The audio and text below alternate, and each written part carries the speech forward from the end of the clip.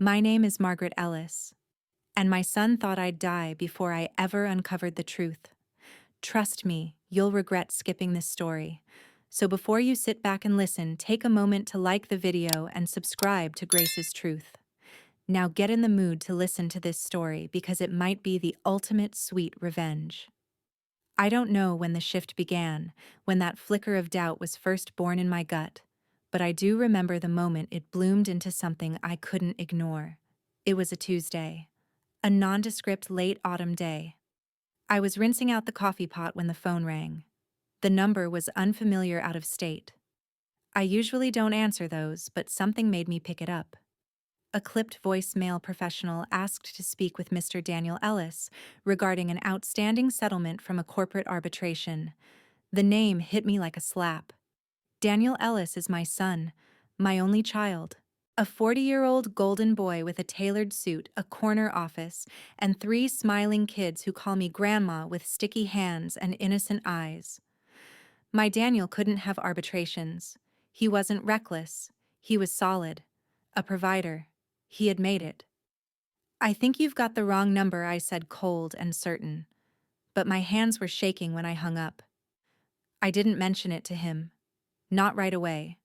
Not then.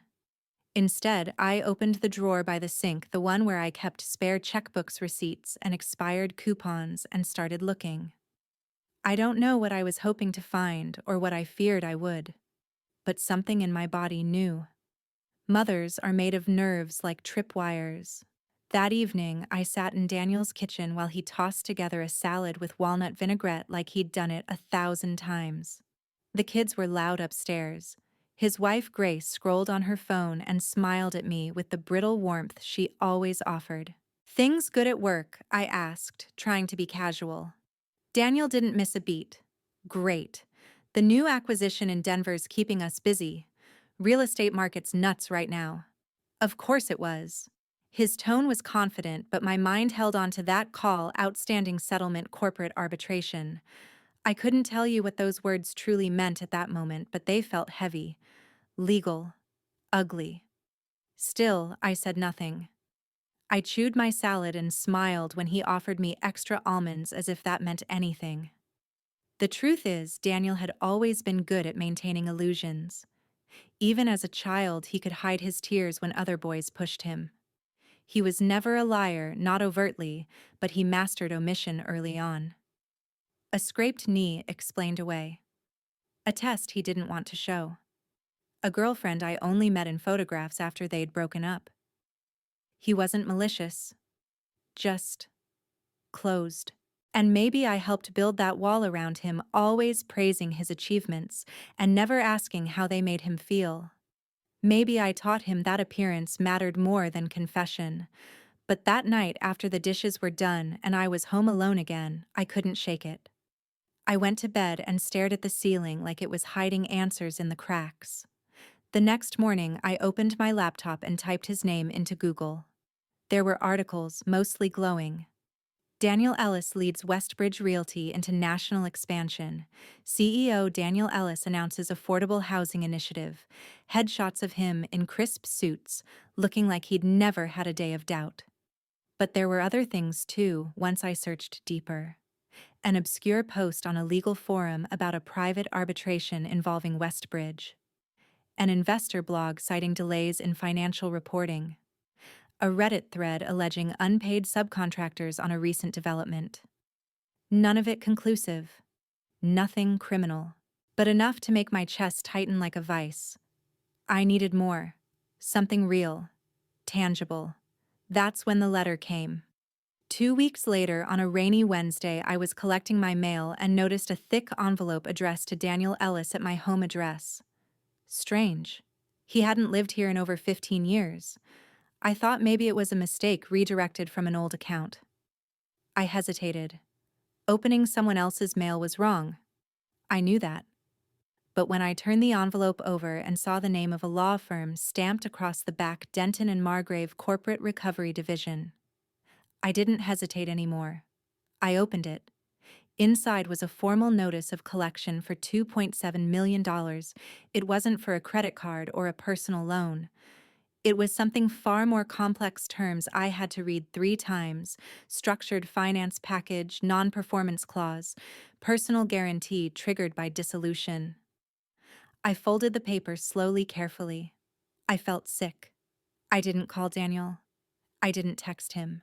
I placed the envelope on my kitchen table and sat across from it like it might move or explode or speak. That night, I pulled out an old box from the hallway closet. It was filled with Daniel's childhood mementos, drawings, report cards, a Father's Day card he made for my late husband when he was 7. I hadn't opened it in years. Why I opened it then, I can't say. Maybe I needed to remember the version of him I still loved unconditionally, the child, not the man with sealed envelopes and lawsuits. But as I looked at those papers and dried macaroni art, I realized something terrible.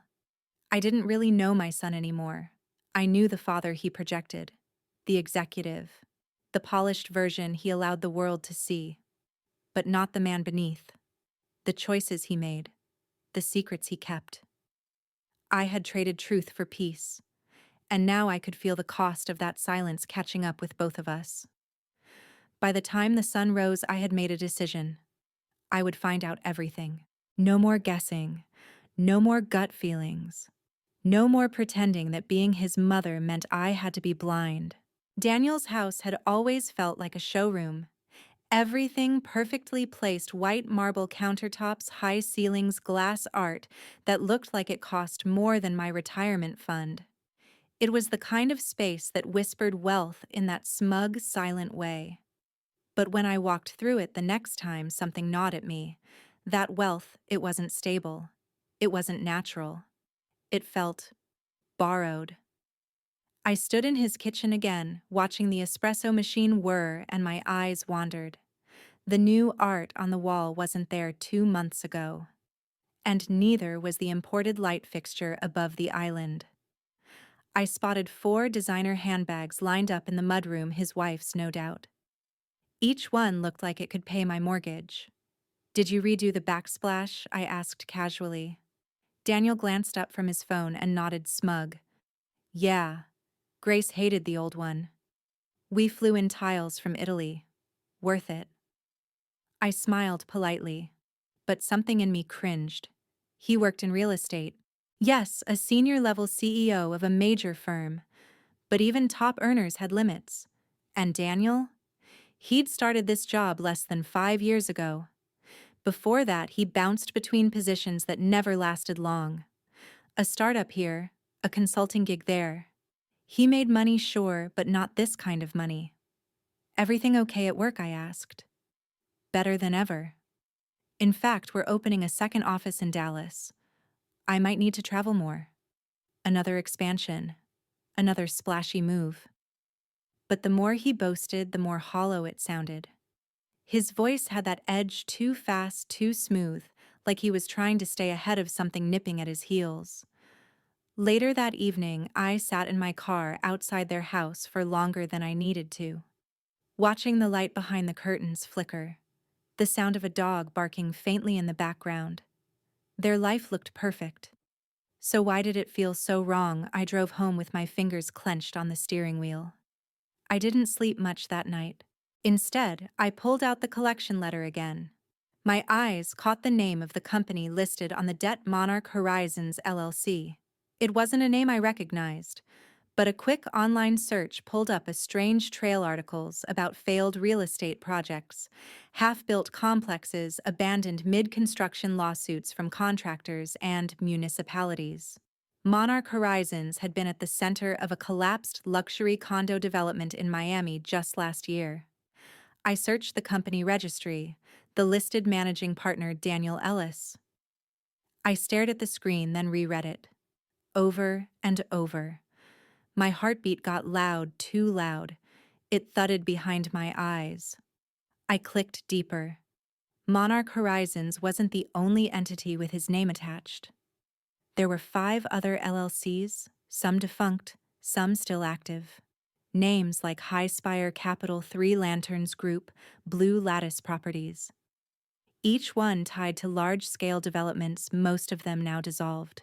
It looked like a maze of paper, intentional, confusing, hard to follow. But I'd seen enough courtroom dramas in my life to understand what this was. Shell companies, ghost corporations, legal distance. He was hiding something. I didn't call him. Not yet. I needed more. So the next day I did something I never thought I would. I drove to his office building. It was a sleek tower downtown, all glass and steel and valet parking. I walked in with the calm authority of someone who should be there. The receptionist barely looked up. "Can I help you?" she asked. "I'm just here to drop something off for Daniel Ellis," I said, holding up a manila envelope I'd packed with blank paper to make it look official. She nodded toward the elevator. Top floor. I rode the elevator in silence, staring at my reflection in the mirrored doors. I looked calm, but my heart thunder. His office was large, overlooking the skyline. Expensive furniture, a wall-sized photo of one of his developments in Colorado. And then on his desk, a file labeled Investor Reconciliation. Urgent. I wasn't proud of what I did next. I opened it. There were spreadsheets, dozens, some in red ink, some with footnotes like delay reporting Q2 losses and move 4.3 million to holding account. I snapped a few photos with my phone, closed the file, and turned to leave. Mom Daniel's voice stopped me cold. He was standing in the doorway, coffee in hand, eyebrows raised. I thought you were at lunch," I said, forcing a smile. I came back to grab something. "What are you doing here?" I held up the envelope. "Just dropping something off. You left some papers at my place last week." He looked at me. Really looked. Like he didn't buy it but couldn't prove anything. "Well, thanks," he said flatly. "You didn't have to make the drive." I left quickly, but I could feel his eyes on my back the whole way. Back home, I sat in my armchair and studied the photos I'd taken. The numbers didn't make full sense to me yet, but they confirmed what I feared. He wasn't just overspending. He was manipulating numbers, moving funds, buying time. And the worst part, it wasn't just his problem anymore. If he defaulted on personal guarantees, if creditors came knocking, they could come for his house, his wife's assets, the kids' college funds. And if he'd used my name anywhere, which now I had to wonder, they could come for me too. That night I couldn't eat, couldn't sleep. I stared at the ceiling again, but this time I knew what I had to do. My son was in trouble, but I wasn't sure I could save him without destroying us both. It was raining the next morning when I walked down the driveway to collect the mail. A dull gray drizzle, the kind that seeps into your bones without ever really becoming a storm. The mailbox held the usual clutter catalogs, a credit card offer, 2 bills, and one thick envelope addressed to Daniel. Again. This time I didn't hesitate. I brought it inside, closed the door, and opened it with a letter opener, slicing the seam cleanly. I wasn't even pretending it was an accident anymore. I had stopped caring about the ethics. I was too deep in it. Too scared. The envelope held a letter. 1 page. Plain type, heavy legal language, and a stark header, notice of impending legal action. The body of the letter was worse. The wording was brutal in its precision. Daniel was being warned of a breach in fiduciary duty for failure to meet the obligations of a loan guarantee. The amount, $11.4 million. The deadline for payment, 2 weeks. The creditor, a group called Crestborn Capital. I dropped the letter on the table and sat down. The room felt like it was shrinking. This wasn't bad bookkeeping. This wasn't some investment hiccup or late payment. This was collapse. This was criminal. And suddenly I knew why I had received the letter. Why Daniel hadn't changed his mailing address from my house. He was hiding behind me, literally. He had never bothered updating it because in some part of him he knew this would happen, and he didn't want the wolves finding him too early. If the letter had come to his house, Grace would have seen it. His kids. His polished facade would have cracked in front of everyone. But Mom would open it, absorb the blow, stay silent. I picked the letter up again and stared at his name. Daniel Ellis printed in bold font, so confident, so unashamed. I didn't know who that man was anymore. When Daniel was 12, he once stole a packet of baseball cards from the drugstore. I didn't find out until a week later when I discovered the shiny wrappers in his backpack. I remember how ashamed he looked when I confronted him. He cried. Not because he'd been caught, but because he hated knowing he had disappointed me. That boy. That boy would have died before risking a lie. Now, decades later, he had put my name, my home, and our entire family into the shadow of hundreds of millions of dollars in potential fallout, and hadn't said a word. I didn't cry. Not yet. Instead, I opened my laptop and searched Crestbourne Capital. Their website looked sleek, minimal. I dug deeper: investment portfolios, lawsuit records, shareholder disputes. And then, tucked into an archived news article from 2 years ago, I found something that made my skin crawl. Crestbourne had once partnered with Westbridge Realty, Daniel's company. This wasn't a separate venture. This was connected to his job, his real job. The one he bragged about over dinner with all those words like acquisition, expansion, capital flow. He wasn't just running side projects that had gone bad. He was using his executive seat to personally guarantee funding and losing. It was around then that I noticed something even more damning. On the final page of the Crestbourne letter, in the fine print, there was a clause. If the guarantor does not respond by the aforementioned date, the matter may be escalated to civil court. Third-party assets affiliated by address or known family accounts may be subject to investigation if fraud or misrepresentation is determined. Affiliated by address? My address. That's when I broke.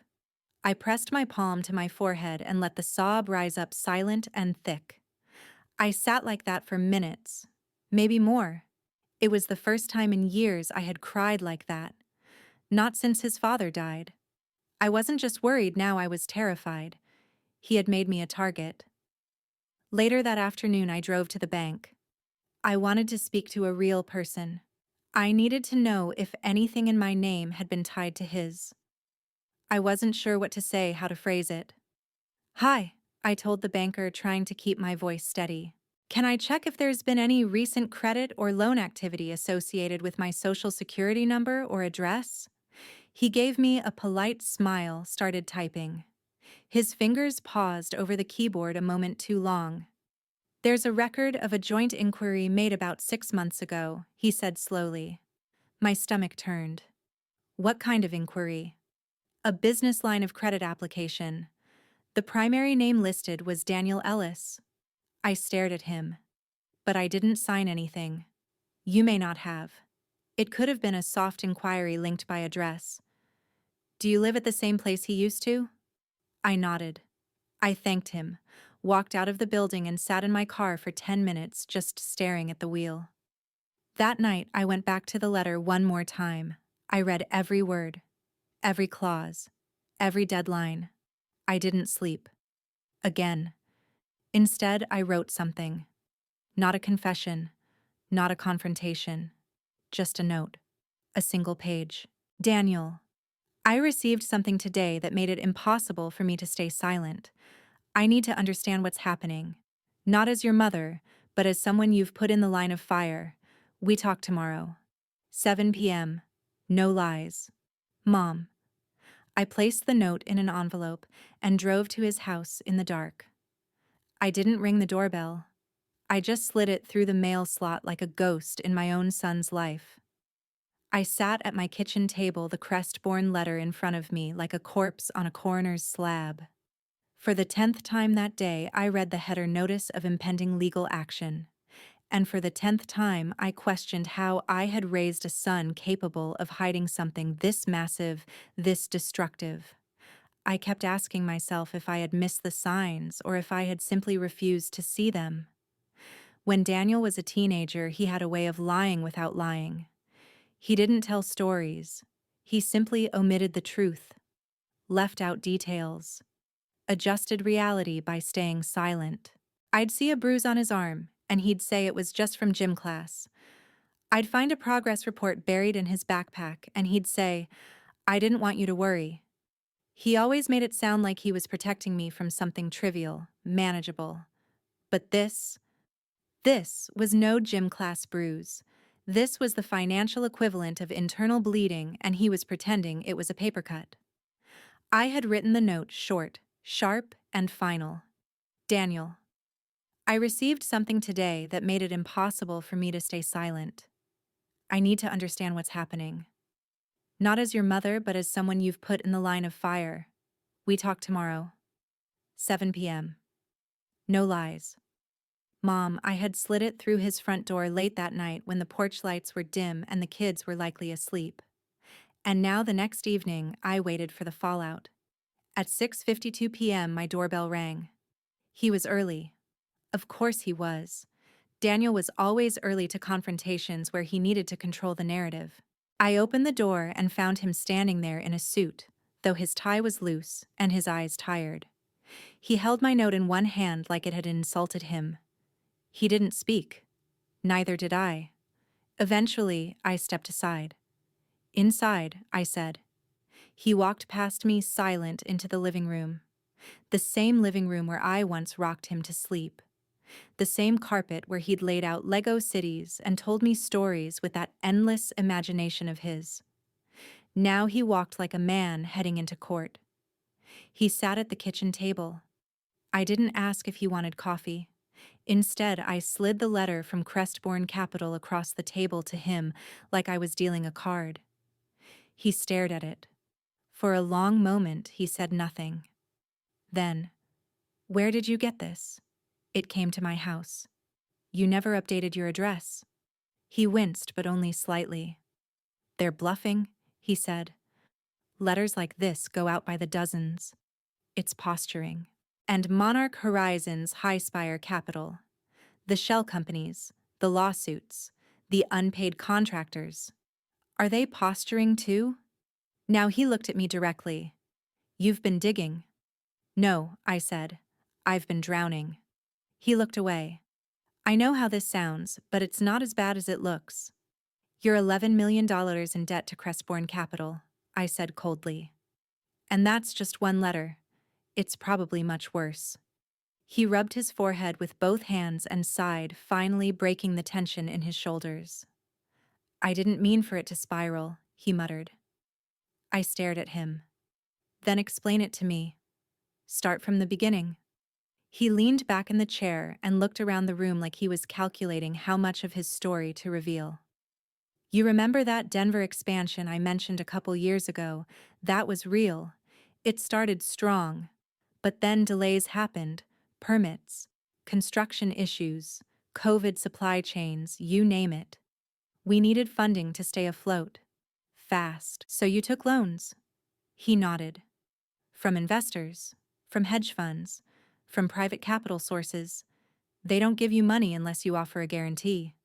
"So I did." "Personal guarantee," I said. "Your name."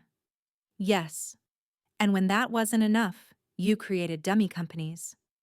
"They weren't dummies, at first," he said defensively. "Each one had a purpose. Tax shelters, different portfolios, risk management." "You make it sound clinical," I snapped, "like you weren't lying to dozens of people, including your own mother." He flinched at that, and for a second I thought I saw the old Daniel. The boy who couldn't look me in the eye when he knew he'd done wrong. "I thought I could fix it before it caught up to me," he said quietly. "How much?" He hesitated. "Daniel, tell me the full number." He swallowed hard. 327 million. The air vanished from the room. I physically leaned back in my chair like I'd been struck. "And how much of that is recoverable?" I asked. "How much is real with assets behind it?" He didn't answer. I stood slowly crossing my arms over my chest. "So none of it. Some developments might still sell." "Oh, stop." My voice was sharper than I expected. "Stop pretending this is a strategy. It's a cover-up. You took money you couldn't repay, and now you're trying to outrun the avalanche." He stood too suddenly taller than I remembered, his voice low but tense. "You don't get it, Mom. I did this for us. For the family. For security." so my kids don't have to live paycheck to paycheck like we did growing up. We weren't poor, I said. We weren't rich either. I stared at him, baffled. You think this is what security looks like? You think having secret LLCs and burned bridges and lawsuits flying in from every direction makes you a protector? I was close, he muttered. If just one deal had gone through, it would have all paid off. And if it didn't? If it doesn't, I gestured toward the letter. Now they're threatening to investigate family assets tied to your address. That means me. You could drag me down with you. I never meant to. But you did. You let me be your shield, because you knew I wouldn't ask questions. He looked at the floor. I lowered my voice. You were counting on me being the same naive woman who baked you cookies after every mistake and told you everything would be okay. Because you always made it okay, he said bitterly. The silence between us turned molten. I need to know something, I said. He looked up. Did you ever use my name on a document for a loan? A contract? No, he said immediately. Never. But it was too fast, too clean. I stared at him. You're lying. He didn't deny it, just looked away. I swear to God, Daniel, I panicked, he said. One of the investors wanted a cosigner. I put your name down as proof of stability, but I never submitted the final documents. It was just a draft. Just a draft, I swear. The room spun for a moment. Did you forge my signature? His silence answered for him. I sank into the chair. Do you know what kind of prison time that carries? He was quiet. I could lose my home, my savings, my credit, everything. I'll fix it, he whispered. I'll find a way. You're out of ways, Daniel. He looked up at me, suddenly desperate. So what now? You turn me in? I stared at him for a long moment. Do you deserve it? His eyes wavered. For the first time, there was something like remorse behind them. I don't know, he whispered. You're my son, I said softly. But that doesn't mean I'll go down with you. He looked down. You need help, I said. And not just legal. You need to face this. All of it. No more hiding. No more shell companies. No more lies. He didn't speak, just nodded slow and defeated. Then he left. And for a while I stood alone in the quiet aftermath, wondering how many mothers had ever looked at their child and seen a criminal instead of a boy. The kitchen still smelled faintly of cinnamon from the tea I'd steeped earlier, and the chair where he'd sat felt colder than the others. I walked into my bedroom, opened a drawer, and pulled out a yellow legal pad. I began writing names, addresses, everything I could remember. Every company he had mentioned, every investment he once bragged about. I was no expert in finance, but I was a mother with a spine, and now I had a mission. If he wouldn't confront it himself, I would make sure he did. I've always believed there's a line a mother shouldn't have to cross. A line that separates fierce protection from painful accountability. But that night, after Daniel walked out of my home without a promise, without a plan, and without remorse, I crossed it. The yellow legal pad beside me filled slowly, names of LLCs, investment firms, properties, vague recollections from conversations he assumed I wasn't paying attention to.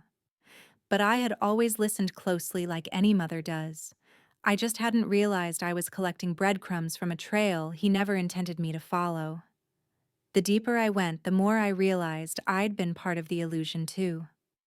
I wanted to believe he was successful, responsible, untouchable. It's easier to wear blinders when pride and love are tangled like vines. But now the price of my denial had become too steep. The next morning, I scheduled an appointment with a financial attorney. I didn't tell Daniel. I didn't tell anyone. I arrived at the office early, my hands icy, the letter from Crestbourne, and the notes I had taken clutched in a folder against my chest. The lawyer's name was Rachel Cross. Early 40s, sharp eyes, calm presence. She invited me into a clean office that smelled faintly of leather and citrus. How can I help you, Mrs.? Ellis, she asked, polite but direct. I slid the documents across the desk. My son has buried himself and, maybe me, in hundreds of millions of dollars in fraudulent debt. I need to know if my name is legally tied to any of it. Rachel's eyes scanned the letter first, then the notepad. This is serious, she said after a moment. And you're certain you didn't sign anything personally? I never signed a thing, I said. But he told me without using the word that he might have used my name on a draft. That's forgery. I nodded. She spent the next hour walking me through possibilities: investigations, civil liability, criminal exposure. My stomach twisted tighter with every word, but what caught me most off guard was when she leaned forward and asked, "Do you want to protect him?" I froze. It was a simple question, but it split me open. "I want to protect my grandchildren," I said slowly. "I want them to grow up in truth, not illusions. I want his wife to know what kind of storm is coming so she doesn't go down with him. And yes, part of me still wants to protect him too." Rachel nodded slowly. "Then you need leverage." "What kind of leverage proof?" "Paper trails, bank statements, email threads. Anything that shows how deep he's gone and who else might be involved. If he sees that you have it, he may be more inclined to cooperate, to negotiate, even confess. Without it, you're just a concerned parent." I stared at her. I hadn't come this far to stop halfway. I would get the proof. And then I would give him one last chance. That evening, I drove back to Daniel's house, but I didn't knock on the front door. Instead, I parked a block away, walked through the side yard, and crept into the unlocked garage like a ghost haunting the life he built. Daniel's garage was pristine, like the rest of his house: sleek cabinets, spotless tools, gym equipment lined up like soldiers. But one drawer in the far cabinet didn't quite close. I tugged it open. Inside were USB drives stacked and unlabeled. A manila folder half buried underneath held burned paper literally singed at the edges, as if he had tried to destroy it and changed his mind halfway through. I didn't hesitate. I took 3 of the drives and the folder and slipped out as quietly as I had arrived. Back home, I opened the first USB. The files were encrypted. I stared at the password prompt for minutes. Then I tried the most obvious guess. Legacy 327, it opened. Inside spreadsheets, dozens of them. One per company, one per investor. One labeled Emergency Rollovers, Fall 2024. That one showed fund transfers between accounts in the Cayman Islands, Switzerland, and 2 offshore holding firms I didn't recognize. This wasn't messy bookkeeping. This was calculated fraud. And if I knew it, if I had seen it with my own eyes, then he knew it too. The next day, I called him. "Come to my house," I said. "Alone. 7 p.m. "And don't be late." "Why?" he asked cautiously. "Because this time I'm not asking questions," I said. "I'm giving you a choice." When he arrived, he looked different. Thinner. Paler. Like sleep had become something optional. He sat down at the same table and I placed a single USB drive in front of him. "You recognize this?" His lips tightened. "Where did you get it?" "Doesn't matter," I said. "What matters is what I now know." I pulled out a printout of one of the spreadsheets and slid it across the table. The accounts in Zurich, the payments to those false vendors, the forged documents you submitted to the city during the Weston Heights project. It's all here. He didn't deny it. Not this time. "I came here tonight," I said, "to offer you 2 choices. Come clean, legally, completely. Get ahead of this before the authorities find it first. Or I turn this all in myself." "Mom, I'm not bluffing. I've spoken to a lawyer. If I wait, I become part of your fraud by silence." He sat back in the chair like he'd been shot. "I can't," he whispered. "You can," I said.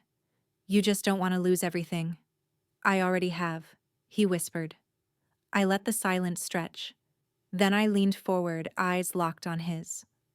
"Daniel, Do you want your children to remember you as a man who told the truth when it cost everything, or a man who let the lie burn everyone down with him? Tears welled in his eyes, but he didn't cry. He looked at me like a man who had fallen too far and suddenly realized the ground was still dropping. "I'll think about it," he said. "You have 72 hours," I replied. "After that, I take the files to the SEC myself." He didn't fight. He didn't plead. He just stood and left shoulders hunched, heart buried in silence. I stayed at the table long after he'd gone, the USB still in front of me like a ticking clock. I was tired. Tired of being the quiet one, the passive mother, the forgiving soul in the background of a drama I never asked to star in. Now I was the one holding the match. And if he didn't douse the fire, I would light it myself. The hardest part wasn't gathering evidence. It was waiting. 72 hours. I gave him 3 days. 3 days to step forward and do the one thing he had avoided for years: tell the truth. But time crawled when you were holding a secret like this. Every minute stretched, warped by anxiety and guilt. And I wasn't just waiting for Daniel. I was watching everything around him begin to fracture. It started with Grace. She called me the morning after our confrontation. Her voice was calm, but something about it didn't sound right. She was choosing her words like someone picking their way through broken glass. "Hey, Margaret. I was wondering, has Daniel been by? He's been distracted lately. Kind of distant." I paused. That was a minefield of a question. If I said yes, it opened the door. If I lied, I'd be complicit all over again. "He stopped by for tea 2 nights ago," I said carefully. "He seemed preoccupied." She sighed. "That's one word for it. I wanted to ask her everything. What do you know? What has he told you? Have the debt collectors called yet?" But I didn't, because I could hear it in her voice, that tremble beneath the surface. She didn't want answers yet. She was afraid of what they might confirm. Later that afternoon, I got a text from my youngest grandson, Jack. He's 10. Sweet as sugar, sharp as a tack. All it said was, "Grandma, is Daddy in trouble?" I stared at it until my eyes stung. He shouldn't have to ask that. He should be worried about school and friends and video games, not about whether his father was about to lose everything. That night, I couldn't sleep. I went over every file again. I printed out timelines, diagrams, bank statements. I began building a folder labeled Disclosure just in case. I even bookmarked the contact page for the SEC whistleblower program. I never thought I'd be the kind of person to need that. On day 2, things escalated. A letter arrived, this one from a company I hadn't heard of, Levon Trust Holdings. Different envelope, different firm, same tone. They were threatening to place a lien against any property Daniel had used as collateral, which, according to their attached affidavit, included a parcel registered to a trust bearing my last name. I read it twice. He had placed a commercial property, one he technically did not yet own, under a trust name, mimicking my maiden initials filed in a distant state. He hadn't even told me. Just used the name as a mask. Now I was legally connected to it. The envelope dropped from my hand. I didn't cry this time. I just felt cold. Cold like concrete under your feet when you're barefoot and not sure which direction to run. I called Rachel, the attorney. "They're widening their net," I told her. "He's not just hiding debt. He's tying other people to it." She responded instantly, "You need to act. If he won't go to the authorities, you need to before your own liability becomes exposure." I told her I'd give him one more night. That night I cooked. I hadn't cooked in days. The smell of garlic and tomato helped distract me, ground me in something normal. I needed to feel like a mother again. Not a soldier. Not an investigator. Not a witness to her own child's ruin. But when I sat down to eat, I couldn't lift my fork. All I could think about was the silence coming from his end. By day 3, something had shifted. Grace called again, this time in tears. "I found something," she said. "In the safe." I braced myself. What was it, contracts? So many I don't understand. But they have his signature on them and numbers that make no sense. And there were letters. Ones he never mailed. To people asking for more time. To investors threatening to sue. I confronted him. What did he say? She took a breath. That it's complicated. That it's not my business. That everything's fine. I closed my eyes. She was done defending him. I could hear it in her voice. I asked, "Do you want me to come over?" She hesitated, then whispered, "No. I don't want the kids to see us like this." Later that night, I received a message from Daniel. A single line, "I'll come over at 10. Alone." It was already 9:42. I sat on the couch with the USB drive in my hand.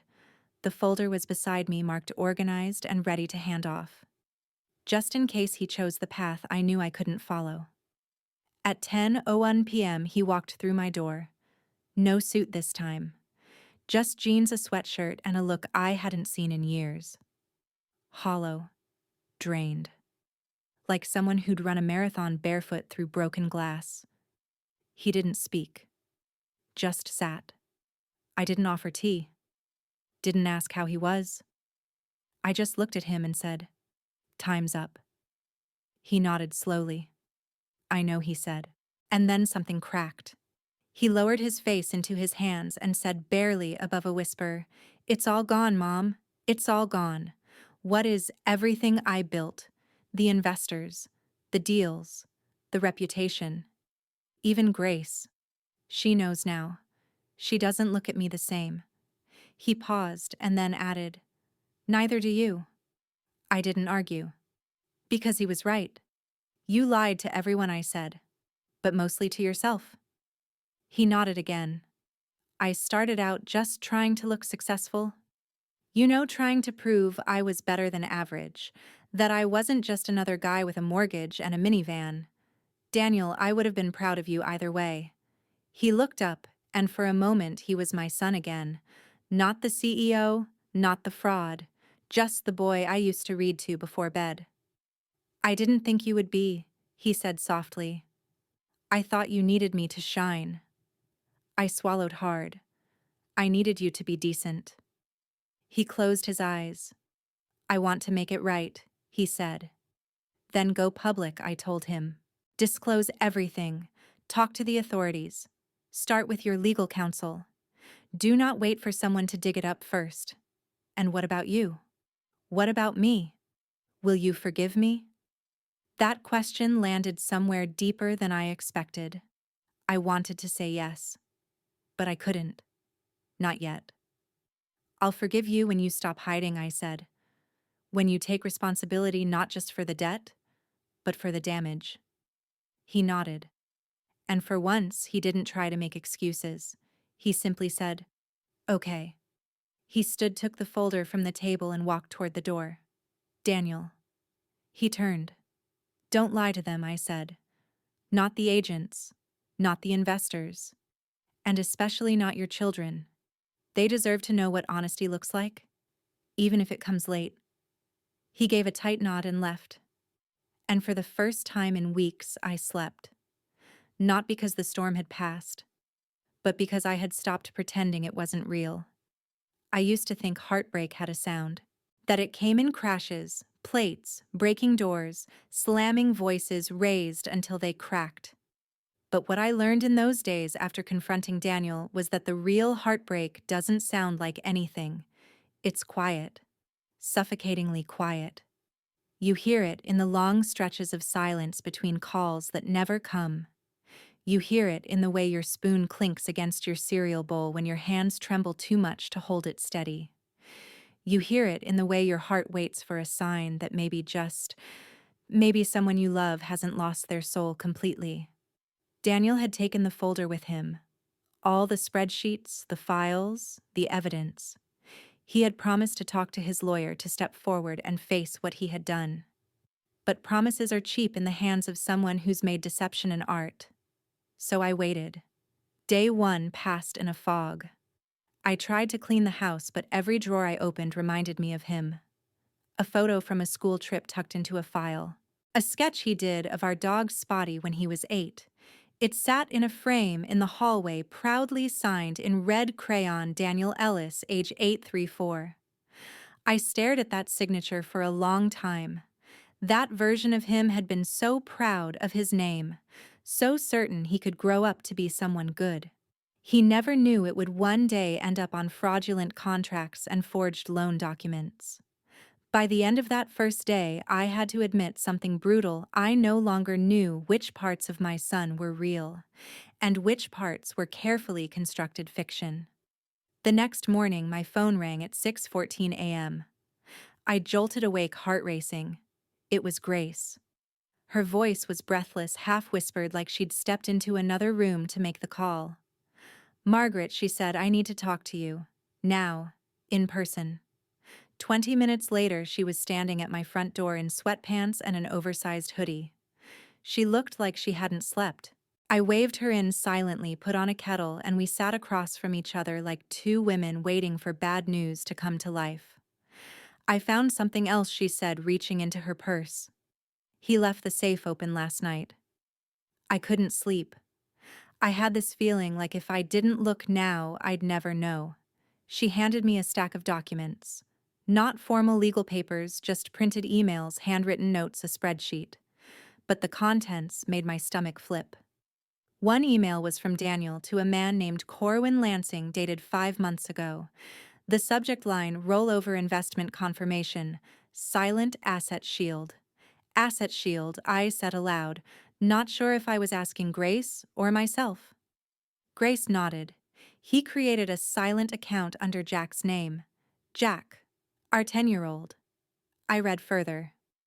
The email detailed how funds were moved offshore disguised as a custodial account for college. But in reality, it was a failsafe. A fallback to protect what Daniel thought couldn't be touched. His safety net? His escape hatch. "He's not saving for college," I whispered. "He's hiding a lifeline." Grace's hands trembled in her lap. I asked him about it. He said I was being paranoid, said I didn't understand how this works. But I do now. I really do. She looked up at me then, eyes wet but focused. "I think he's planning to run," she said. The words hit me like a slap. "No," I said instinctively. "He wouldn't. He would," she said firmly. "He's cornered. He's ashamed. But he's also Daniel. He doesn't face things. He manipulates his way around them." I wanted to argue, to say that he'd changed, that his visit the night before meant something. But she was right. He had changed, but not in the ways I had hoped. His shame didn't make him honest. It made him slippery. "I don't know what to do," she whispered. "You tell your children the truth," I said after a moment. "Not all of it. But enough that they don't grow up believing their father was a myth." She nodded slowly. "They're going to ask why." "They'll always ask why," I said. "That's what children do when something breaks. The best we can give them is the courage to live without pretending." We sat in silence for a long while. The kettle boiled over. Neither of us moved. Before she left, she turned to me and said, "He respects you more than anyone you know. If there's any chance of him facing this, it'll be because of you." I didn't answer, because I wasn't sure I believed that anymore. That night I lit a candle. I hadn't done that since the day Daniel's father passed. It was something I used to do when the house was heavy with things I couldn't name, and it helped, if only to remind me that even in quiet, some things still burn. At 10:03 p.m. my phone buzzed. A text from Daniel. "Can I come for breakfast tomorrow? Just us." I stared at it for a full minute before replying. "Yes. But only if you're ready to stop lying." He replied with one word. "I am." I didn't sleep that night. I watched the window instead, wondering if I'd wake to find he'd vanished. If Grace was right? If he'd already transferred the money and disappeared to some corner of the world where no one could touch him. But when I opened the door at 9 a.m. the next morning, he was there. No suit, no watch, just jeans, a wrinkled t-shirt, and the same look he used to wear when he disappointed a teacher and didn't know how to face the consequences. He didn't hug me. He didn't smile. He just stepped inside, walked to the kitchen table, and sat. I served eggs and toast. He picked at the food, barely eating. I spoke to my attorney, he said finally.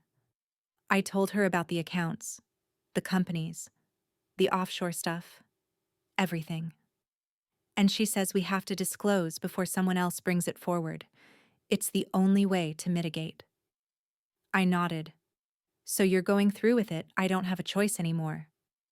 No, I said. But you did. You had hundreds of chances. You just kept choosing the wrong thing. He looked down at his hands. I never thought I'd fall this far, he whispered. At first I just wanted to impress people. Show the world I wasn't average, that I could build something. You did build something, I said. Then you lit it on fire. Silence. Then he said, Grace knows. She confronted me. I told her I was trying to fix it. And were you? He shook his head. No. I was trying to buy time. That's what you always do. He flinched but didn't deny it. I don't want to lose my kids, he said. I don't want them to hate me. Then stop being the version of yourself that makes that easy, I said. He looked up and something in his eyes broke open. I'm scared, he whispered. I know, I said. But being scared doesn't excuse destroying everything. He ran a hand over his face. I'll go to the SEC by Friday, he said. I'll hand everything over. I'll start drafting the disclosures. Grace is going to need a separate attorney. I nodded. She will. We sat in silence again, but it was different now. It wasn't defensive. It was exhausted.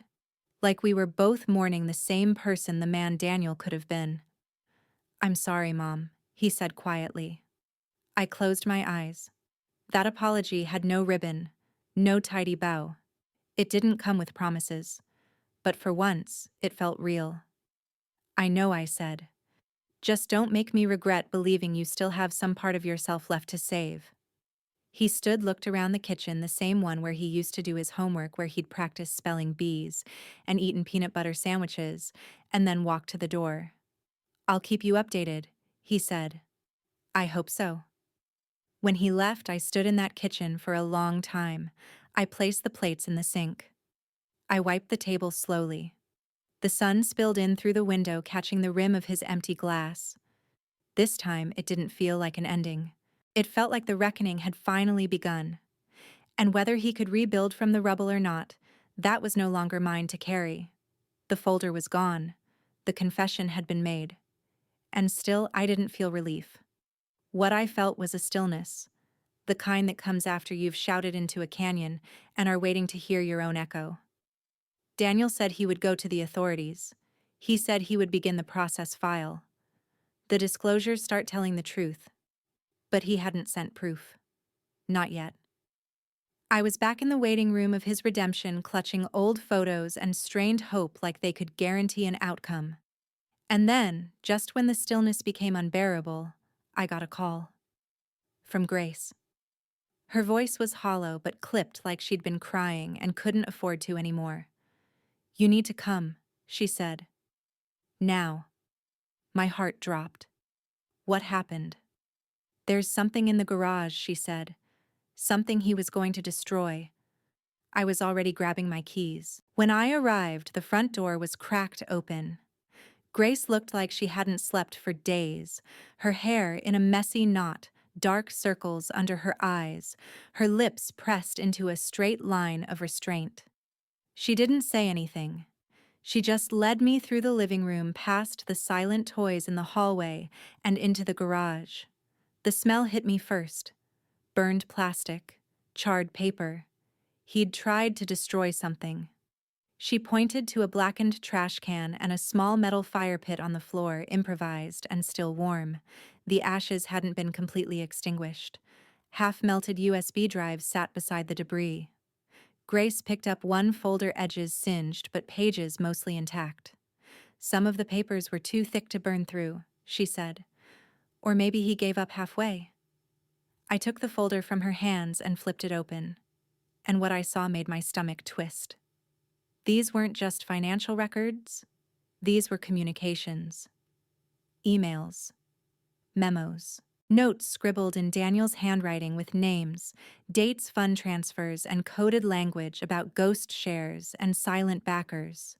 Even worse, there were names I recognized, people I had met at family parties, golf buddies, former clients, friends.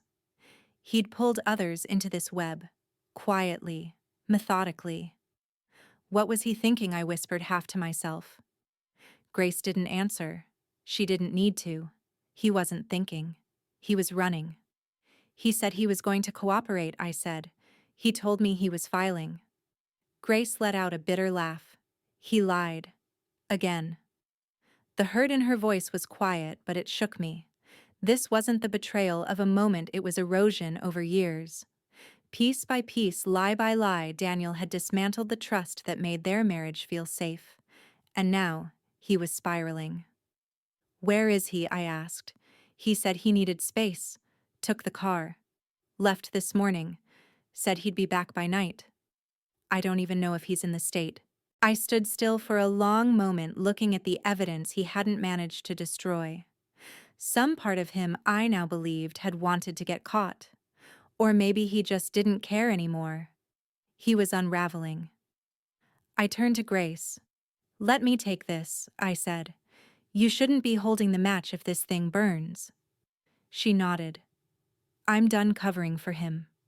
Back at home, I opened the folder again. I began sorting it, scanning it, photographing every page. The weight of it all pressed on my chest like a stone. It wasn't just the scale of the fraud, it was the intent. The lengths he had gone to preserve the illusion, the people he had used, the ones who had no idea their investments were financing vapor. There was one file in particular that stopped me cold. A printed email string between Daniel and someone labeled only as SG, the subject line, re-exit options. The most recent message was from Daniel. They're closing in. I've told my mother I'll disclose. But if I don't move funds this week, they'll be frozen. Should I go through Buenos Aires or stick with Zurich? Either way, I'll need access to the backup line by Thursday. That email was dated 2 days ago. So the visit, the apology, the promises he'd already planned to run. He was just buying time.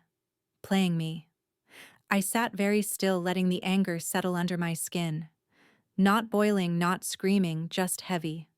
Like lead. I had given him 72 hours. He had used them to prepare an escape. And now I had more than enough to stop him. I called Rachel, the attorney. I have everything I told her. Documents, emails, offshore account names, even proof of intent to flee. It's all here. I want to move forward. You're sure? She asked. He gave me one more lie, I said. That's one too many. She gave me instructions what to redact, where to upload, how to initiate the disclosure report anonymously. She warned me of the risks. That, even as a whistleblower, if my name appeared on any official document, I might still be investigated. I don't care anymore, I said. If that's the cost of saving the rest of the family, then fine. I filed the report. I submitted everything. I sent it directly to the SEC with Rachel's help and waited for confirmation. When it came, a strange calm washed over me. Not satisfaction, not revenge, just clarity. It was done. That night, Daniel called. He didn't know yet. Hey, he said. I've been out of town. Just needed some time to think. Where are you? I asked. Back now. Just clearing my head. You were trying to burn evidence, I said flatly. Grace found it. I have it. Silence. I also saw your email to SG about offshore funds and a possible exit through Buenos Aires. More silence. I trusted you, I said. Even after everything. I gave you a chance to tell the truth. Instead, you used it to run. I wasn't going to leave, he said, his voice small. You already had, I replied. I didn't mean to hurt you. You did. And now it's over. He paused. What do you mean I submitted everything? To the SEC. With legal support. They'll contact you soon. He didn't say anything for several long seconds. Then Mom. Please, I'm not your shield anymore, Daniel, I said. You tried to make me the wall you could hide behind, but I'm the one who opened the door. I hung up, and for the first time in months, I didn't cry. I didn't panic. I didn't mourn. I sat in the quiet house with my tea, the folder now sealed in a box in the corner of the room, and I let the consequences begin their slow march forward. This wasn't revenge. It was rescue. Rescue for Grace, for the children, for myself. And maybe if he allowed it, rescue for Daniel too. But that part wasn't up to me anymore. There's a moment in every mother's life when she realizes she can no longer protect her child, not from consequences, not from shame, not even from himself. That moment came for me 3 days after I filed the whistleblower report. It was late morning when the agents arrived. 2 of them. Suits badges, calm professionalism. The kind of quiet authority that says we already know more than we're saying. I wasn't surprised. Rachel had told me they'd eventually want to verify certain information, especially since Daniel had used my address more than once. They didn't barge in. They didn't accuse. They just asked questions, recorded my answers, and left with copies of the documents I had organized in a labeled binder, tabbed and color-coded with a precision that surprised even me. It was done. I had crossed the final line. I had helped the government build a case against my son. And then, 2 days later, Daniel was arrested. Not in some dramatic handcuffed in the street kind of way. No, it was quieter. A formal request to appear for questioning that quickly turned into detainment once the scope of the case became clear. Grace called me after it happened. They took him this morning, she said, her voice trembling. He thought he was just going in to talk. But they kept him. I sat down slowly, the phone still pressed to my ear. Are the kids okay? I asked. They're with my sister. I haven't told them everything yet. Just that Daddy's working through something difficult. She was trying to be gentle, trying to keep the illusion intact for just a little longer. They'll need the truth eventually, I said softly. I know, she whispered, but I can't break their hearts all at once. I didn't argue. She was the mother now, the protector, and she had every right to manage that heartbreak on her own timeline. But I also knew something else: the lie would rot if it wasn't pulled out by the root. That afternoon, the story hit the papers. Real estate exec Daniel Ellis detained amidst allegations of massive financial fraud. The article laid it all out: offshore accounts, forged contracts, investor deception. Words like embezzlement, breach of fiduciary duty, intent to defraud. There were even quotes from unnamed sources, likely the agents who had visited me. The scope of it shocked even me. Over $300 million in projected losses, dozens of victims. And then, like a punch to the stomach, I read a sentence that stopped my breath. A source close to the investigation revealed that Ellis's own mother was instrumental in exposing the fraudulent activity. I hadn't wanted my name in it. I had hoped the whistleblower program would keep it sealed, confidential, but someone had talked. And now the whole world knew. By evening, I was getting calls from blocked numbers, voicemails filled with confusion, blame, even threats. How could you do this to your own son? You just ruined your family. You should have gone to your grave protecting him. I didn't respond. I just saved them every single message. Not because I wanted revenge, but because I needed proof that telling the truth still came with a cost. And I wanted to carry it openly. Grace came over that night. Her hands were shaking. He called me, she said. From custody. What did he say? He said it wasn't true. That someone had framed him. That I should trust him. I closed my eyes. He's still lying? I asked, stunned. No, she said. Not really. His voice gave him away. It was like he was trying to convince himself more than me. I poured us both tea. I told him I knew everything, she said, voice brittle.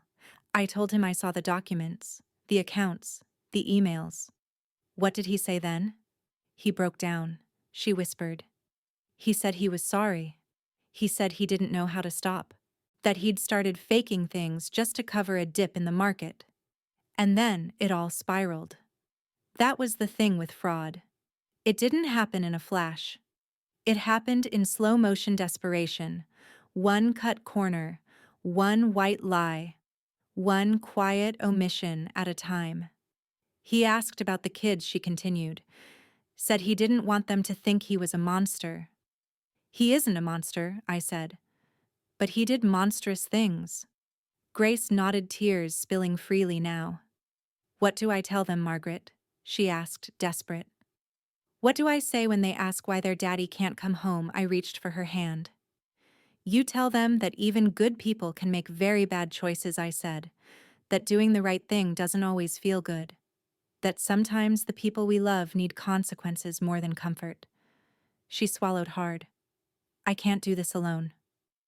You're not alone, I said. You never were. I'll help. She broke then. Not loudly. Not messily. Just quietly, like a dam letting go drop by drop. And I held her as she cried. Later that night, I walked into my bedroom and sat on the edge of the bed. I picked up a framed photo of Daniel as a child, his 7th birthday. Chocolate frosting smeared across his chin, eyes bright with joy, holding a Lego set with pride. I studied his face for a long time. What happened to that boy? What happened to the wide-eyed dreamer who once promised me he'd grow up to build cool buildings and buy me a house with a sunroom? He did build those buildings. Then he filled them with lies. He did buy me a house, but the sunroom never felt warm after that. I thought about calling him. I even dialed the first few numbers. But then I stopped. Not out of anger, but because I didn't know who I'd be speaking to anymore. The phone didn't ring for 3 days. Not from Daniel. Not from Grace. Not from the agents or the lawyers or the so-called friends who used to flood my inbox with holiday invites and real estate tips, and "you must be so proud" messages about my son. 3 days of silence after the storm. I spent most of it in the garden, my hands in the dirt, ripping weeds out by the root like they'd personally wronged me. It felt good to sweat, to ache, to focus on something that made sense. Plants didn't lie. Plants didn't scheme. If they died, you knew why. And if they thrived, it was because you showed up every day. On the 4th day, Rachel the lawyer called. They're moving forward, she said. A full investigation is underway, and Daniel's officially being charged. The scope is considerable. I sat at my kitchen table, a legal pad in front of me that I hadn't touched since the beginning. I picked up my pen again, almost absently. What kind of charges? I asked. Multiple counts of wire fraud, securities fraud, forgery, and obstruction, depending on how deep the concealment goes. My hand clenched slightly around the pen. Will he serve time? There's no avoiding it now, Rachel said gently, even if he cooperates. And then the real question, what about me? There was a pause. I've spoken to the agents, she said. They believe your involvement was limited to disclosure. You acted in good faith. You should be protected under whistleblower immunity, but you need to stay fully transparent from this point on. I nodded, even though she couldn't see me. And the trust? I asked. The fake one he named after me. They'll unravel it. As long as we continue cooperating, you shouldn't face liability. But Margaret... She hesitated. What? There may be civil suits. Angry investors. People who'll look for anyone to blame. They won't care who forged what, they'll just want someone to hurt. Let them come, I said. Because the truth was, I had already been hurt. Not by the courts, not by the system, but by the boy I raised who used my name like a smoke bomb. That afternoon, I did something I'd been putting off. I drove to Grace's house. When she opened the door, I could tell right away the children knew. They weren't crying, but they weren't their usual selves either. No toy cars crashing across the floor. No loud stories, just a strange quiet that wrapped around the living room like fog. Grace looked older than she had the week before. He called from holding, she said after we sat down. Said he wanted to talk to the kids. I let him. I held my breath. What did he say? That he made mistakes. That he was trying to fix them. That it wasn't their fault. I nodded slowly. That's a start. Grace looked at me, then eyes red but steady. They asked me if their daddy was bad. My throat closed. What did you say? I told them that sometimes good people forget who they are. And when they remember, it hurts. But remembering is the only way they can start over. I reached across the table and took her hand. You told them the truth, I said. That's what matters. She swallowed hard. It didn't feel like enough. It never does, I said. We talked for over an hour. About custody, about money, about the future. She had filed for legal separation, not divorce yet, but enough to create legal distance between herself and Daniel, enough to protect the children. They still love him, she said, and they always will. But I need to teach them that love doesn't mean you stay silent. That sentence echoed in my bones, because I had stayed silent for too long. After I left her house, I sat in my car and stared at the driveway, the one Daniel had once paved himself. He was so proud of that driveway, said it made the house look finished. Now the whole house looked like a lie. When I got home, I found a letter on my porch. No return address. Just my name in Daniel's handwriting. I stared at it for several minutes before taking it inside. I didn't open it right away. I made tea first. Sat in the armchair. Let the envelope rest in my lap like a stone. Then carefully, I broke the seal. Mom, I don't know if you'll read this. I wouldn't blame you if you didn't. I'm writing it from a holding room with a pen that's half dried and paper that smells like bleach. There's a guard outside who doesn't speak, and the light in here flickers every 20 seconds. I deserve to be here. I know that now. And I also know that if you hadn't done what you did, I'd still be lying. Still be trying to outrun something that was always going to catch me. You saved me, and it cost you everything. I don't know how to ask for forgiveness, so I won't. But I will say this, I remember when I was 10, and I lost Dad's watch in the creek behind the house. I cried for hours because I thought he'd be furious. But you just held me and said, mistakes can be forgiven, but hiding them only makes them heavier. I didn't understand it then. I do now. You were right. About everything. I'm sorry I didn't listen sooner. I'm sorry I dragged your name into this. And I'm sorry I forgot who I was. Maybe someday, when this is over, I'll remember again. Love, Daniel. I read it 3 times. Then I folded it, placed it in the drawer beside my bed, and turned out the light. For the first time in weeks, I dreamed of nothing. Just sleep. Still. Empty. And somehow healing. I had always imagined the courtroom would feel colder. Not physically, though the air conditioning did hum from some unreachable vent, but emotionally. Like the coldness would creep under your skin the moment you crossed the threshold, like shame should come with a chill. But what struck me most as I entered that first day of Daniel's hearing wasn't the cold. It was how small he looked. Not in stature. My son was still tall, still broad-shouldered in his gray suit, but stripped of the curated confidence, the power tie, the practiced charm. He looked like a child who had outgrown his armor and didn't know what came next. He didn't see me at first. I sat in the back alone, tucked behind 2 rows of silent observers, former investors maybe, or journalists, or employees of companies he'd once dazzled with empty promises. No one spoke. The room had the charged silence of a church at a funeral. Daniel's lawyer stood beside him, whispering something I couldn't hear. He nodded, but his eyes didn't move from the table in front of him. And then, the judge entered. Everything became real in that instant. The sound of the gavel, the shuffle of papers, the reading of the charges. Daniel Ellis, you are hereby formally charged with multiple counts of wire fraud securities, fraud, and aggravated forgery. Each word felt like a nail hammered into a coffin I didn't want to admit he'd built with his own hands. My son didn't cry, but I watched his jaw tighten the way his fingers curled against the edge of the defense table, white-knuckled and still. He knew this wasn't a misunderstanding anymore. This was justice, or at least the start of it.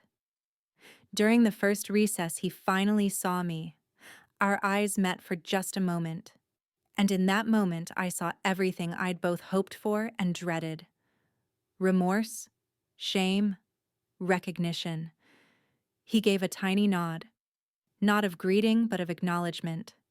Like he knew what it had cost me to sit there, to not look away. I didn't nod back. I just held his gaze. Because this time, I wasn't his savior. I was his witness.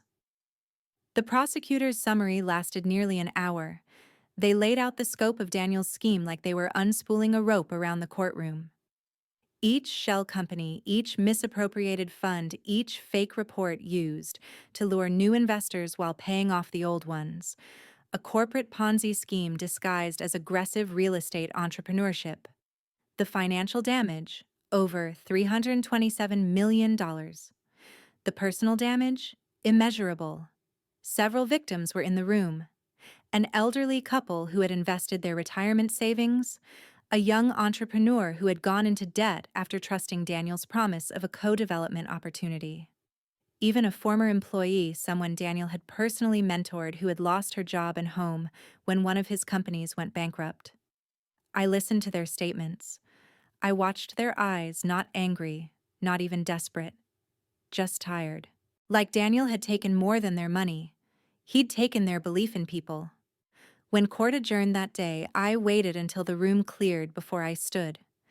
I didn't go to Daniel. I didn't speak to his lawyer.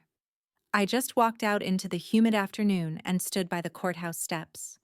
Grace was there. She looked at me with a weariness I recognized in myself.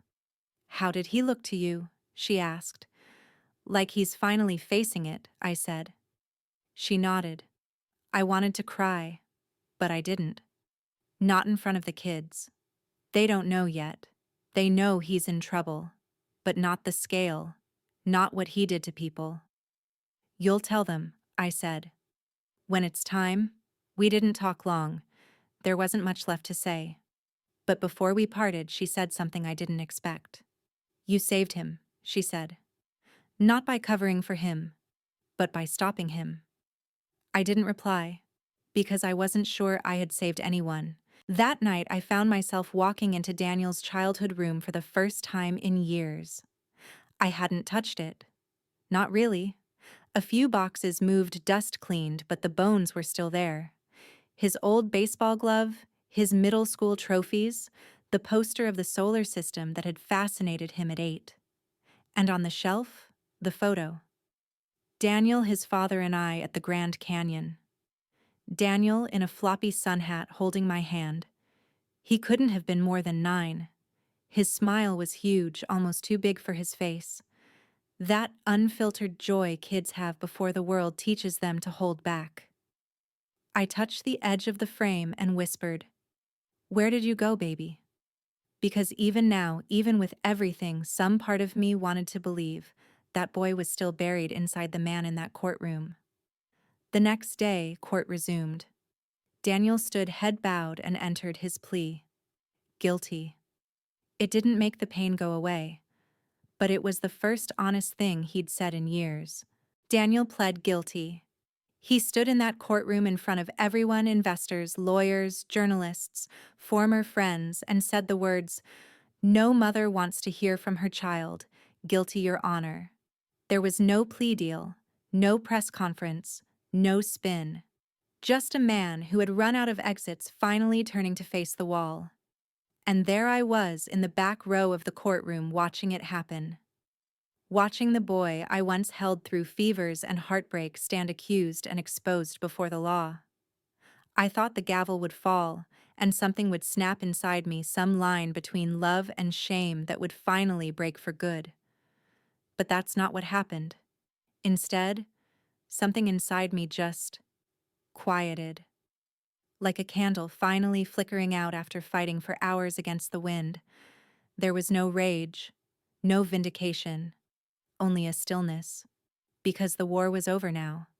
Not won, not lost, just over.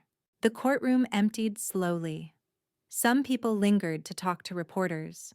Others filed out quickly, faces stony, murmuring to one another. Daniel was led out through the side door in cuffs. Not the clanking iron ones, but the thick plastic restraints used for low-risk defendants. Even his restraints were quieter than expected. Everything about that moment felt muted, like it was happening behind a sheet of glass. Grace found me in the hallway. She didn't say anything, just took my hand and squeezed. I didn't cry. I didn't ask if the kids knew yet. I didn't ask where she'd parked or if she'd eaten. We just stood there in the hallway while the whole world turned a page we weren't ready for. In the days that followed, I found myself slipping into a routine I didn't recognize. Wake up, brew tea, avoid the news, water the plants. Read the same sentence in a book 3 times before realizing I hadn't absorbed a word of it. I avoided people, even old friends who meant well, because I didn't want to answer the question they wouldn't even say out loud. How does it feel to be the mother of a criminal? Instead, I busied myself. I cleaned out drawers I hadn't touched in years. I alphabetized my spice rack. I sorted every family photo we owned into 3 boxes before Daniel left for college, before Daniel got married, and everything after. The 3rd box was the smallest. It wasn't until the envelope came in the mail that the numbness began to lift. It wasn't from Daniel. It wasn't from Grace. It wasn't from any lawyer or institution. It was from the court-appointed psychologist, a formal evaluation summary. Rachel, my attorney, had mentioned it weeks ago how the court had required Daniel to undergo psychological screening before sentencing. It was procedural, standard for white-collar crimes of this scale. What I didn't expect was to see my name in the summary. Repeatedly. I sat down at the kitchen table and read it word for word. Subject demonstrates significant patterns of narcissistic adaptation primarily centered on fear of failure, inadequacy, and the loss of perceived parental approval. I blinked hard. My throat went dry. Subject equates financial success with identity and self-worth. There is evidence of long-term suppression of emotional vulnerability, compensated for through external validation, and increasingly risky behavior. The words blurred for a second. I forced myself to read on. Subject's relationship with mother appears to be both formative and pressure-driven. He reports an internalized need to never disappoint, and a belief that being ordinary would have meant losing her pride. These internal narratives appear to have fueled the progressive dishonesty and rationalization of unethical behavior. That one sentence hit me like a freight train. Being ordinary would have meant losing her pride. My pride. My son had spent the better part of his adult life constructing a fantasy of success. Not for fame, not for power, not even for survival, but to avoid disappointing me. And somewhere along the way, the illusion became the only thing he had left. I stared out the window for hours that day, remembering moments that suddenly made more sense than they ever had before. When he was 10, he cried over a B+ in science. I told him I was proud anyway, but I also made a joke. Next time aim for the A. I hadn't meant it cruelly. But he hadn't laughed.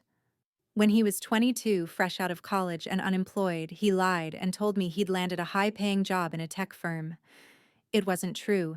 He was doing part-time deliveries for a catering company and living off credit cards. I didn't find out until months later. When he bought his first property, he called me 3 times in 1 week just to tell me about the finishes, the granite, the square footage. Like he thought if he said it loud enough, it would finally sound like success. And I had clapped, smiled, told him how proud I was. Every time. because I was. But maybe I was also too quiet in the moments when he wasn't winning. Too quick to fill silence with reassurance to brush off failure to protect him from the truth of disappointment. I thought I was giving him love. Maybe he was hearing pressure. I folded the report carefully and placed it in the drawer with his other letters, the one he wrote after his arrest, the birthday card from when he was 12. The graduation photo I still hadn't had the heart to take down. Then I sat at the desk and picked up a pen. Not to write a speech, not to journal, just to write. Dear Daniel, I read your evaluation. I read every word, even the ones that made my heart ache.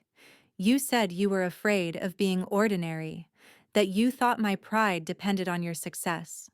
I want you to know something, and I want you to believe it even if it takes years. I was proud of you when you were 5 years old and told me you wanted to be an astronaut. I was proud of you when you cried over your first heartbreak. I was proud of you when you showed compassion to a stranger. I was proud of you when you stood in front of a courtroom and finally told the truth. Not because you were perfect, but because you were trying, not for applause, but for accountability. You are not your bank account. You are not your failures. You are not your crimes, but you are responsible for them. And part of that responsibility is learning that my love isn't a reward you have to earn, it's a bond you get to repair. If you want it. Love, Mom. I didn't send the letter right away. I wasn't ready. But I folded it neatly, placed it beside his letter to me, and slid both into the drawer. Not to bury them, but to keep them close. Because someday, I would send it. And when I did, I wanted to believe it would be the right time. Grace came by the next day. She didn't ask to come, just showed up with a tray of muffins and a tentative smile. The kids made them, she said. Sort of. We sat on the porch, the sun warm against our skin, and didn't speak for a while. Then she said Jack asked me if his daddy was a bad man. I waited. I told him no, she said.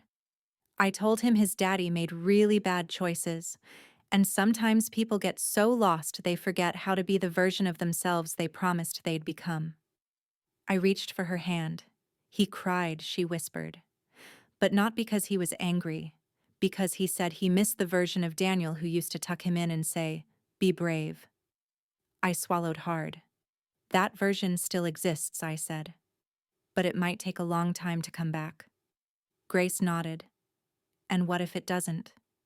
Then we raise these kids to be better than both of us. She smiled. Better than all of us. We sat quietly after that. But the quiet felt different. Not like before. Not like shame. This quiet felt like the space where something new could finally grow. Not fast, not perfectly, but honestly. And maybe that was enough. It was a Sunday afternoon when Grace called. Her voice sounded clearer. Still tired, still weathered by everything we'd walked through, but lighter somehow. Like she'd turned a corner I hadn't reached yet. We told the kids, she said. All of it. Or at least, the version they were ready to hear. I sat back in the armchair, heart already climbing into my throat. How did they take it? There was a pause on the line. And then, you need to hear this in person. I was at her house 20 minutes later. Grace answered the door with a tight hug as if the strength of her arms could anchor us both. The kids were inside sitting on the couch with a bowl of popcorn between them. A cartoon played on low volume, but neither of them was watching. Jack, 10 years old, too wise for his age, looked up at me. "Hi, Grandma," he said. "Hi, sweetheart." He scooted over to make room for me, and I sat down beside him, pressing a kiss into his hair. Grace stood behind us, arms crossed, face tight with held emotion. Then Sophie, the younger one, piped up with a question that knocked the breath from my lungs. Did Daddy go to jail because he lied too many times? I turned toward her slowly. She wasn't angry, just curious. She was 6 after all. Her world still divided cleanly into right and wrong, yes and no. I glanced at Grace, who nodded softly, encouraging me to answer. Yes, I said gently. He made choices that hurt people. And when people do that, sometimes they have to go away for a while. Jack looked down at his popcorn. He said he wanted to keep us safe. But he wasn't safe. No, I said. He wasn't. But he wanted to be. He just didn't know how to ask for help before it got too big. He nodded. I still love him. So do I said. Sophie leaned against me and whispered, "Is he gonna come back?" I hesitated. "I don't know when," I said truthfully. "But he loves you. He always will. That doesn't change." And for now, that had to be enough. Later, Grace and I sat outside while the kids played in the yard. She held a mug of chamomile tea between both hands like it was the only thing keeping her warm in the chill of early evening. "I thought they'd hate him," she said quietly. "But they don't. They miss him. But they don't hate him." "They're still children," I said. "Their capacity to forgive is bigger than ours. But so is their need for truth." She looked down. "I waited too long to tell them. I was scared it would scar them. It would have scarred them more to find out later."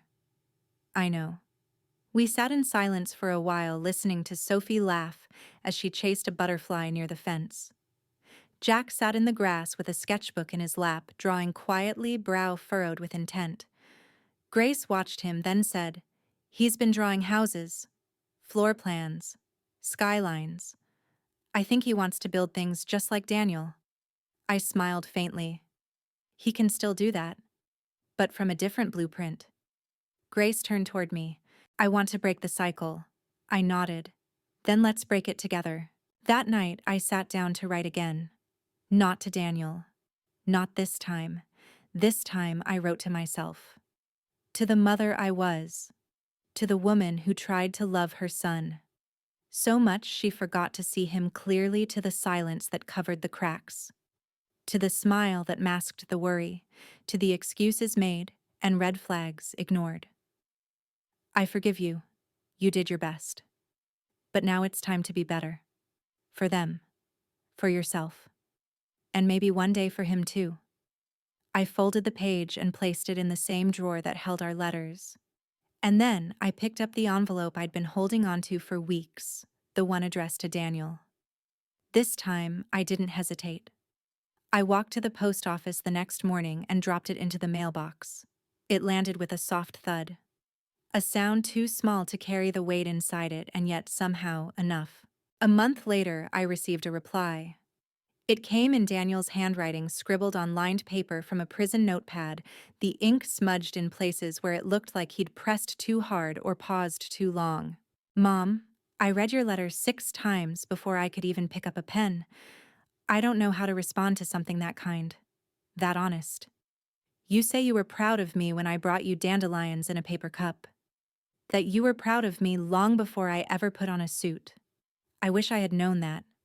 No, I wish I had believed that. Instead, I kept chasing things I thought you wanted: success, applause, influence. And when I couldn't get it honestly, I got it any way I could. I don't blame you. Please don't blame yourself. The need to be loved is not your fault. The way I twisted that need into something hollow, that's on me. I've started talking to someone here, a counselor. She's helping me dig through the wreckage, helping me remember who I was before I started building sandcastles in other people's names. You asked me to take responsibility. This is me trying. Every day, I ask myself who I want to be when I come out of here. Not a savior. Not a hero. Just a man who can look his kids in the eye and tell the truth. Please tell them I'm trying. And please take care of them for me. With love, Daniel. I cried when I read that letter. Not out of grief, but out of recognition. This was the man I knew, once the boy with big dreams and a heart that beat so loudly he couldn't hear anything else. Maybe that boy wasn't dead after all. Maybe he'd just been buried under years of pressure, pride, and denial. And maybe now at last he was digging his way back to daylight. The following weekend, Grace and I took the kids to a park. It was warm for early spring. The trees were beginning to bloom again. The world was daring to be green. Jack brought his sketch pad. Sophie collected wildflowers, and we sat on a blanket under a tree, the sun catching the corners of our smiles. At one point, Jack tugged on my sleeve and held up his drawing. It was a house, a big one, with lots of windows, a garden in the front, a sunroom in the back. "For you, Grandma," he said. "When I grow up, I'll build it." I hugged him tight. "You already have," I whispered. "Really?" he said. "Yes," I said. "Right here." And I placed my hand over my heart. The first day of the sentencing trial began with rain, heavy, stubborn rain that made the courthouse steps slick and forced people to walk hunched into their coats' umbrellas, clashing like dull swords in the wind. It wasn't cinematic, it was dreary. But somehow, it fit. Like the sky was doing the weeping we no longer could. I arrived early and sat in the gallery's third row where I always did alone.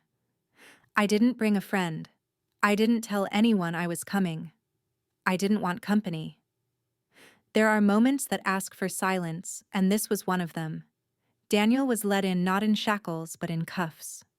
The same gray suit now worn thin around the sleeves. His hair had grown in uneven patches, no more perfect side part, no gleaming watch on his wrist. But it was his eyes that told the truth. They were no longer darting or scanning. They were still, focused. Maybe for the first time in years. He sat beside his attorney and looked out at the people gathered at the couple he had defrauded out of their retirement, the ex-employee whose savings he'd gutted, and at me. And for the first time since his arrest, he didn't look away. He nodded, small, almost imperceptible. And I nodded back. Not to forgive, not to reconcile, but to acknowledge you are here. And I am here. And the truth is finally between us. The prosecution began with facts, a timeline of Daniel's deception, evidence of the fake companies, the forged signatures, the laundered assets. They spoke in numbers. They stacked dollar signs like sandbags. $11 million, $38,302.7 million in total damages. But then came the victim statements. That's when the numbers turned into faces. A retired teacher, a single mother, a former best friend. They stood one by one and spoke into the microphone with voices that trembled but never broke. "You told me you were building homes for families," one woman said. "You were building smoke and mirrors." "My daughter had to drop out of college," said another. "We trusted you." And perhaps the most devastating of all, I didn't lose money. I lost belief.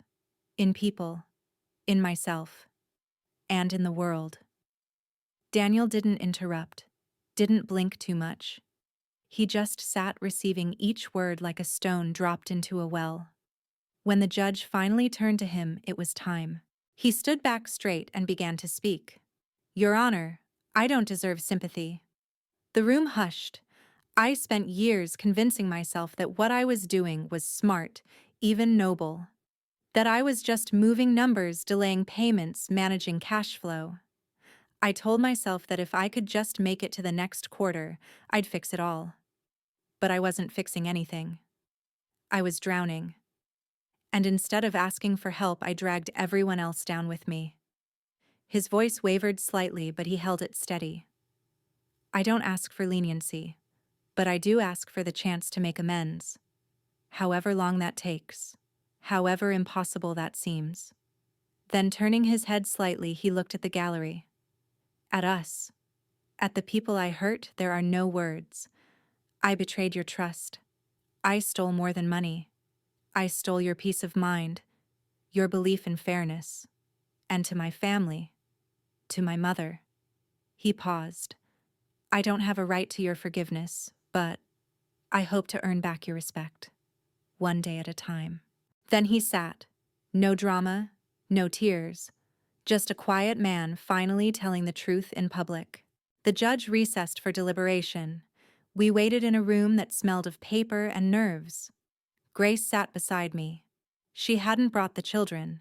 That had been a joint decision. "They're too young for this," she'd said. "They've already learned what shame is. Now they need to learn what healing looks like. We didn't talk much, just waited. When the judge returned, the room stiffened. Daniel stood again. His lawyer straightened her papers, folded her hands. The sentence: 11 years. Eligible for parole in 6. No one gasped. No one cheered. No one broke down. It was as if the sentence had already been served in their hearts long before it was ever spoken. Daniel nodded once and whispered, "Thank you, Your Honor." And just like that, the gavel fell. Not with drama, with finality. Outside, the rain had stopped. I stood under the gray sky while the courthouse emptied around me. Grace lingered behind her hand on my shoulder. "You okay?" she asked. I shook my head. "But I'm still standing. That counts." We both looked up as Daniel was led out the side door in transport cuffs. He wasn't hidden, he walked in full view. Shoulders, squared, eyes, calm. When he reached the van, he turned his head and looked right at me, and he mouthed 2 words. "Thank you." I didn't cry. I didn't wave. I just placed a hand over my chest. And that was enough. Over the next week, the phone calls came. First from reporters, then from friends who didn't know what to say, and finally from people who had known Daniel years ago and wanted to understand how the golden boy had fallen so hard. I answered none of them. Instead, I spent time with Jack and Sophie. They had stopped asking when their father was coming home. Not because they didn't care, but because they were adjusting. Children are heartbreakingly good at adapting. Jack had started drawing again, more buildings, more bridges, more blueprints. His latest was a courthouse with a garden in the back and a sunroom in the middle. For Dad, he said. So he has light while he's thinking. Sophie had taken to leaving little notes in the mailbox. Crayon drawings of hearts and stick figures. They weren't addressed to anyone in particular, but we all knew who they were for. One night after they'd gone to bed, Grace and I sat on the back porch. "I finally hired an accountant," she said. "Went through everything. Separated my accounts from his. Started a college fund for the kids." I smiled. That must have felt good. It did. Like I took my name back. Then she turned to me. "And you? What now?" I thought for a moment. "I don't know," I said. "Maybe I volunteer somewhere. Maybe I write about this. Maybe I just breathe for a while. You've earned that." I looked out at the trees swaying under the moonlight. "I still love him, you know," I said. "I don't know if I'll ever stop." "You don't have to," she replied. "You just have to stop letting that love cost you everything." I nodded. And we sat there together, 2 women who had loved a man too much and learned too late how dangerous that can be. A week later, I received another letter. This one was shorter. Simpler.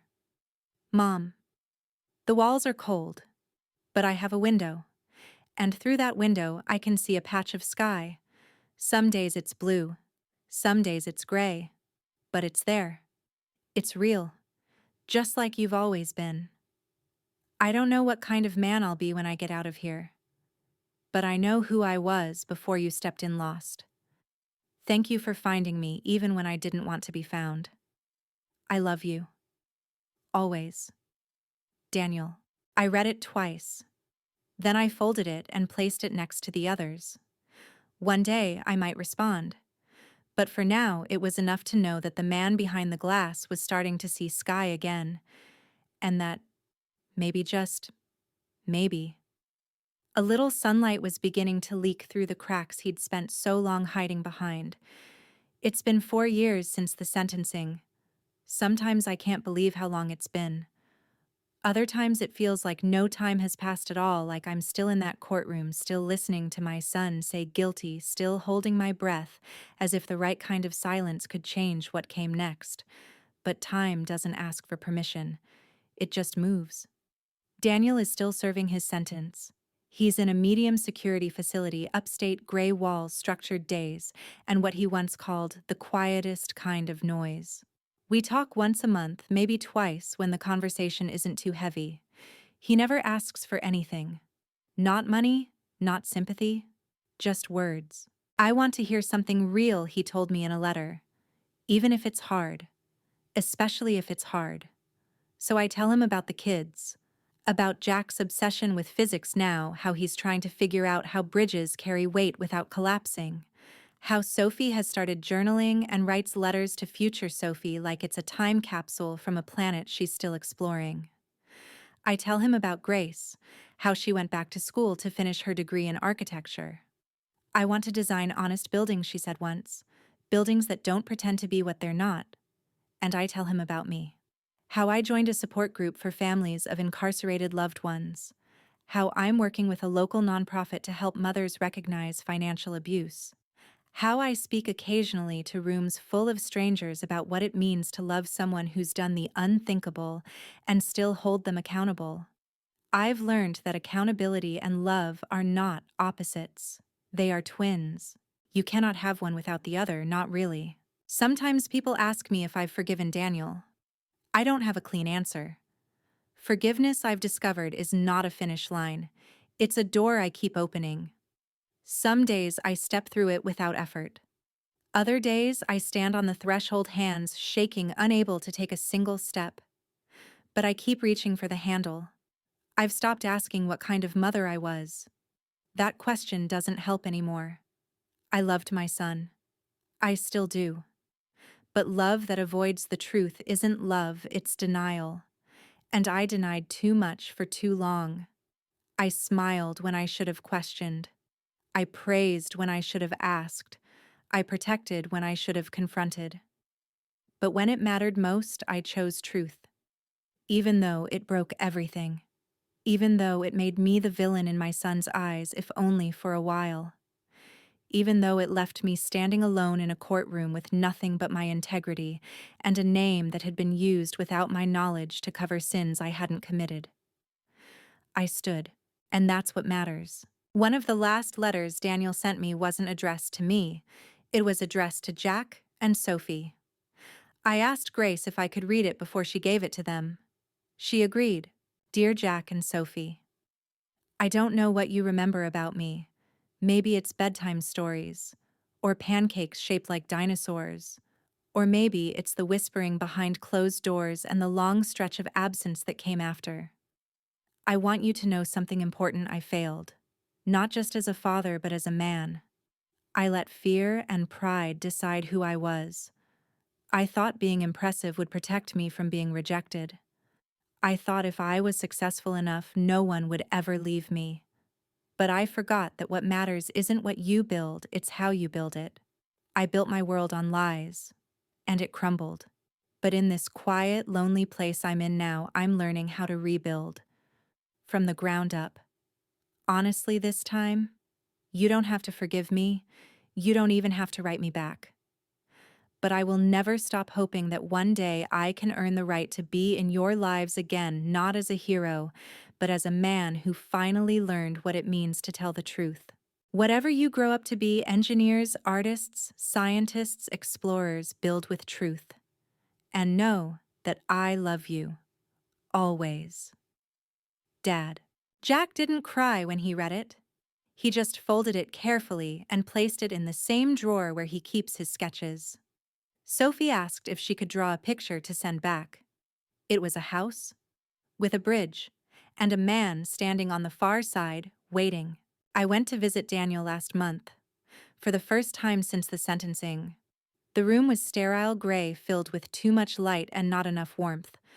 But when he walked in, thinner, older, softer, he smiled in a way I hadn't seen in over a decade. He didn't try to charm me. He didn't try to impress me. He just said, "Hi, Mom." And I said, "Hi, Daniel." We talked for 2 hours. About nothing and everything. About prison programs. About the books he was reading. About the man in his bunk who snored like a bulldozer. At one point I asked, "What do you miss the most?" He didn't say money, or status, or the illusion of power. He said, walking outside without anyone watching me, breathing and knowing no one's waiting for me to mess up. I nodded. "Someday," I said. "Yeah," he said. someday. Before I left, he leaned forward, hesitated, and then said, I used to think I had to be the golden boy, the winner, the son you could brag about. Now I just want to be someone you can talk to without flinching. You already are, I said. And I meant it. I still carry his letters in a box. I still reread the psychological report when I need to remind myself how trauma distorts the story we tell ourselves about worth. And I still keep a photo of him, age 9, smiling in the sunlight with a frog in his hand in my hallway. Not as a shrine, but as a reminder of the boy he once was, of the man he became, and of the mother I learned to be too late for prevention maybe, but not too late for truth. Some betrayals ask to be forgotten, but the worst ones, they demand truth, hard truth, exposing, shattering truth. Because sometimes the only way to save someone is to stop protecting their illusion, even if it costs you everything, even if it means becoming the enemy in their story for a while. I was once a mother who looked away. Now I am a mother who sees. And I would rather live in the wreckage of truth than the safety of a lie. Any day. If this story touched you, share your thoughts in the comments. Have you ever been forced to confront someone you loved?